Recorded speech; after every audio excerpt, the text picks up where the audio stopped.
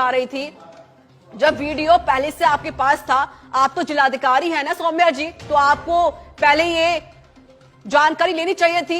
Video सबने देखा है, आपको गिरफ्तारी पहले करनी चाहिए थी, लेकिन तब आपने गिरफ्तारी या डिटेन या पूछताछ या बातचीत करना मुनासिब नहीं समझा। और उसके बाद आप हमसे कहती हैं कि पहले मामले को शांत हो जाने दीजिए, उसके बाद हम बात करने की कोशिश करेंगे, उसके बाद हम देखते हैं क्या करना है। जब इतना नुकसान होने के बाद क्या ही करना है। एक कहावत, अब पछताए होत का जब चिड़िया चुग गई खेत। अरे तो मैडम, वो अगर चिड़िया खेत में चुगी तो आपकी वजह से चुगी है ना, क्योंकि आप नहीं पहुंच पाई मौके पर, आपने ध्यान नहीं रखा। और जब पता था आपको, क्योंकि आप एक जिलाधिकारी, आपको ट्रेनिंग दी जाती है, आपको पता होता है कि क्या होने वाला है, क्या हो सकता है, लेकिन उसके बाद भी आप खामोश बन के बैठ जाती हैं कठपुतली की तरह। अरे क्यों मैडम, आपको एक्शन लेना चाहिए था, आपको नरेश मीणा से वार्तालाप करनी चाहिए थी, उसे डिटेन करना चाहिए था। तब तो आप नहीं कर पाई, तब तो आप हाथ पे हाथ धरे बैठी रही। उसके बाद जब सच पे धड़क की टीम उनसे बात करती है और कहती कि आप आइए एक बार और अपनी बात को साझा कर लीजिए, अपनी बात रखिए, उसके बाद मैडम कहती कि नहीं, मैं लाइव नहीं आऊंगी, मैं ऑन एयर नहीं आऊंगी, मैं तो उससे पहले मामला शांत हो जाए, वहां की जो आगजनी है पहले वो खत्म हो जाए, उसके बाद मैं आपसे बात करूंगी, उसके बाद मैं लोगों से बातचीत करूंगी। क्या मतलब हुआ इस चीज का? पहले तो आपको बात करनी चाहिए ना, आपकी जिम्मेदारी बनती है, आप जिलाधिकारी हैं। और दूसरा, अगर इस तरीके से जो घटनाएं घट रही हैं, इसको शांत करने की जिम्मेदारी तो आपकी ही बनती है, तो आपको शांत करना चाहिए, आपको सबको शांत करना चाहिए था। और पुलिस कप्तान है विकास सांगवान, वो भी साहब आने को तैयार नहीं है, जबकि पूरी जिम्मेदारी उनकी बनती है। ये जो कांड हुआ है उसके बाद पूरे मामले को शांत करना चाहिए।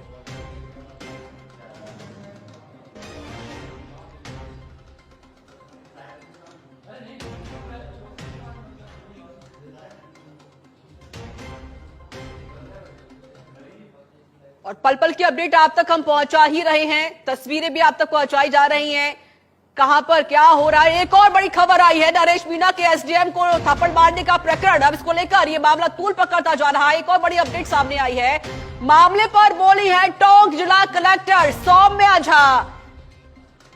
उन्होंने कहा कि पहले स्थिति नियंत्रण में हो जाए, उसके बाद बातचीत करेंगे। लाइव जुड़ने से इनकार कर दिया मैडम साहिबा ने, कहा अभी स्थिति पूरी तरह से नियंत्रण में नहीं है, कंट्रोल में नहीं है, पहले सिचुएशन कंट्रोल में आ जाए, आगजनी पर काबू पाने की कोशिश हम कर रहे हैं। हमारे जो पुलिस अधिकारी वहां पर पहुंचे हुए हैं वो कंट्रोल में करने की कोशिश कर रहे हैं, उसके बाद ही मैं बात करूंगी। अरे आप बात करके कर भी क्या लेंगे मैडम, जब आपसे बात करने की कोशिश हो रही है, जब आपसे कहा जा रहा है कि आप आइए बातचीत कीजिए, अपनी बात को रखिए, तो आप बात नहीं कर रही हैं और आप कह रही हैं कि पहले आगजनी को शांत कर लेते हैं, उसके बाद हम बात करते हैं। जब मामला शांत ही हो जाएगा तो फिर क्या ही फायदा, नुकसान तो हो ही रहा है ना। जो एक महिला घायल हुई है उसकी जिम्मेदारी क्या आप ले पाएंगी? अगर उसे कुछ हो जाए तो इसकी जिम्मेदारी किसकी होगी? और एक जिम्मेदारी बनती है जिलाधिकारी की, क्योंकि उनके अंडर में पूरा ही जिला होता है, पूरे जिले को एक कलेक्टर कंट्रोल में रखता है।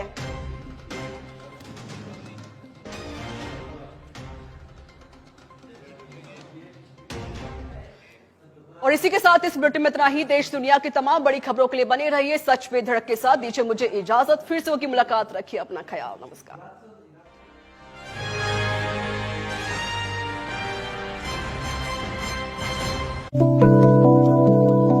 लेकिन फिलहाल बड़ी खबर देवली उनियारा विधानसभा उपचुनाव से बड़ी खबर, जहां नरेश मीणा ने एसडीएम अमित चौधरी को थप्पड़ जड़ दिया। ये बड़ी खबर हम आपको बता रहे हैं देवली उनियारा से। नरेश मीणा ने होते हैं, इसी बीच में सच पे धड़क और वहां का प्रशासन वार्ता कर रहा था, बातचीत कर रहा था, बजाय कि उस आरोपी को गिरफ्तार करने के। और उसके बाद जब उस आरोपी को डिटेन भी जब किया गया तो आरोपी पुलिस के हाथ से फरार हो चुका है। अब पुलिस के हाथ पांव फूले हुए हैं, पुलिस कोशिश कर रही है नरेश मीणा को ढूंढने की। अतिरिक्त जाब्ता मंगाया गया है मौके पर, और अब जो है वो सब कुछ अतिरिक्त ही जा रहा है। अतिरिक्त पुलिस बल जा रहा है, अतिरिक्त अधिकारी जा रहे हैं, अतिरिक्त जो चिकित्सा व्यवस्थाएं हैं वो मौके पर पहुंचाई जा रही है, क्योंकि जिस तरीके का हंगामा चल रहा है, अगर कोई गंभीर घायल हो जाता है तो ऐसी सूरत में अस्पताल पहुंचने तक एम्बुलेंस की अगर ठीक व्यवस्था हो तो किसी भी कैजुअलिटी से कम बचा जा सकता है, किसी अप्रिय घटना से बचा जा सकता है।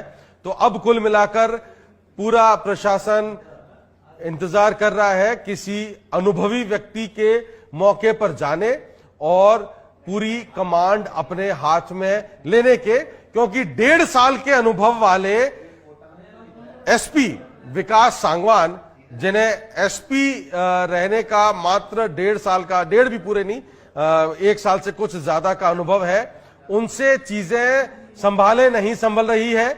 आरोपी जो सरकारी काम में बाधा डालने का आरोपी है, उनसे वो बातचीत करते रहे और जब डिटेन किया तो उनके हाथों से निकल भागा। नरेश मीणा फिलहाल फरार है और बताया जा रहा है कि जो स्थानीय नेता हैं सीएम, उनसे भी अपडेट ले रहे हैं। जो पुलिस के डीजीपी हैं सीएम ने उनसे भी अपडेट लिया है। नरेश मीणा के कई समर्थकों को हिरासत में लिया जा चुका है।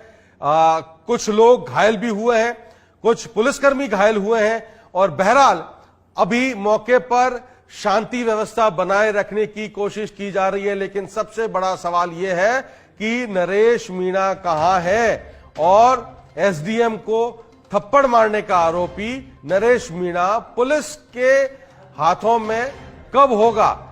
कानून के हाथ आरोपी तक, एक गंभीर अपराध के आरोपी तक कब पहुंचेंगे।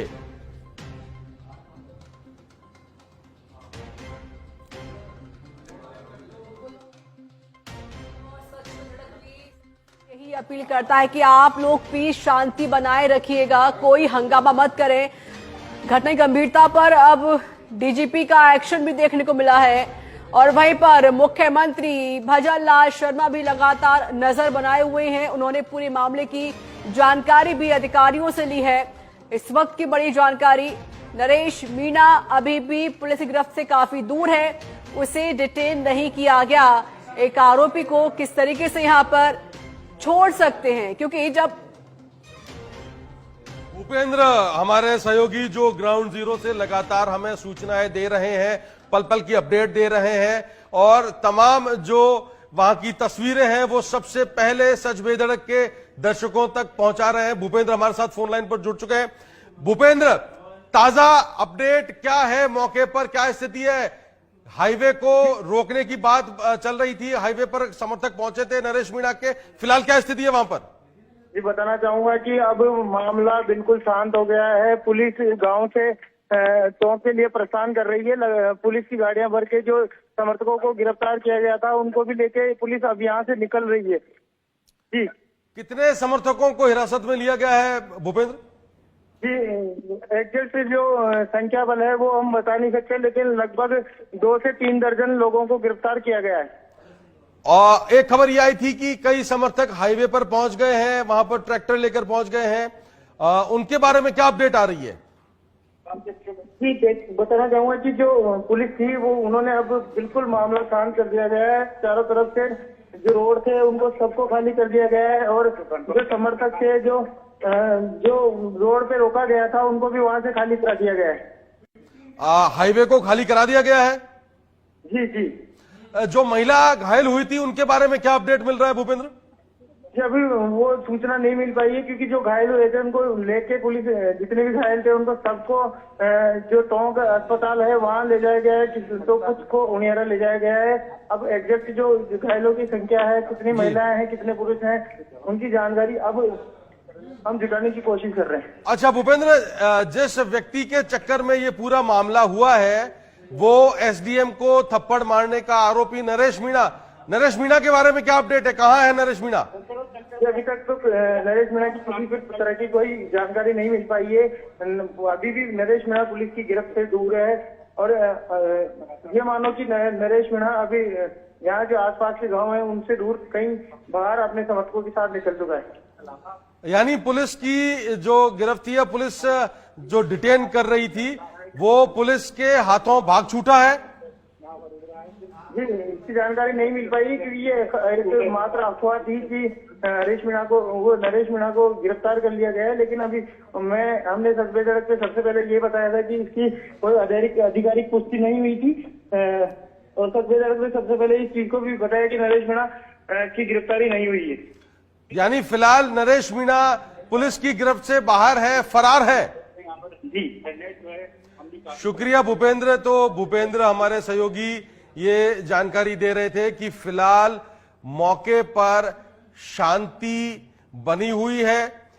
करीब 2 से 3 दर्जन जो समर्थक थे नरेश मीणा के, उन्हें डिटेन किया गया है, पुलिस की गाड़ियों में भरकर ले जाया गया है और जो लोग घायल हुए थे उन्हें भी उनियारा और टोंक के अस्पतालों तक पहुंचाया गया है, जहां उनका इलाज शुरू हो गया है। फिलहाल मौके पर शांति है। जो लंबा हुड़दंग चला था उससे फिलहाल राहत है। लॉ एंड ऑर्डर जो खराब हुआ था, जो बिगड़ा था, उसे फिलहाल के लिए ठीक कर दिया गया है। भूपेंद्र हमारे ग्राउंड जीरो पर लगातार अपडेट दे रहे हैं। फिलहाल मौके पर शांति बनी